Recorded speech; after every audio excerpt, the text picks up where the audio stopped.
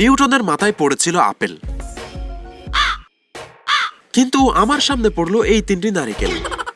ভাবছি কি করা যায়, হয়তো আমরা এই নারকেল থেকে তেল বের করতে পারি। হ্যাঁ, নারকেল থেকে তেল বের করা কিছুটা কঠিন বটে, তবে চেষ্টা করে দেখা যাক। সর্বপ্রথম আমাদের এই নারকেল ভেঙে নিতে হবে। তারপরের কাজ হচ্ছে খুলি থেকে সমস্ত নারকেল ছাড়িয়ে নেওয়া। ছাড়ানো হয়ে গেলে জাস্ট মিক্সার মেশিনে ফেলে ভালো মতো পিষে নিতে হবে। তবে পিষে নেওয়ার পরে এটা অনেকটা দুধের মতো হয়ে গেছে, কে জানে হয়তো এটা দিয়ে চাও বানানো যায়। কিন্তু আপাতত এটা কিছু দিয়ে ছেঁকে একদিনের জন্য ফ্রিজে রেখে দেবো, আর একদিন পর এটা তেল হওয়ার জন্য একদম তৈরি। এইবার এই তরল আমাদের ততক্ষণ গরম করতে হবে যতক্ষণ তেল বের না হয়। আর দীর্ঘ সময় অপেক্ষা করার পর আমাদের তেল তৈরি। তেলগুলো একটি ছাঁকনির সাহায্যে ছেঁকে নিলাম, আর এই হচ্ছে আমাদের বিশুদ্ধ নারকেল তেল। হ্যাঁ, এটা আমরা চুলে লাগানোর পাশাপাশি চাইলে খেতেও পারি।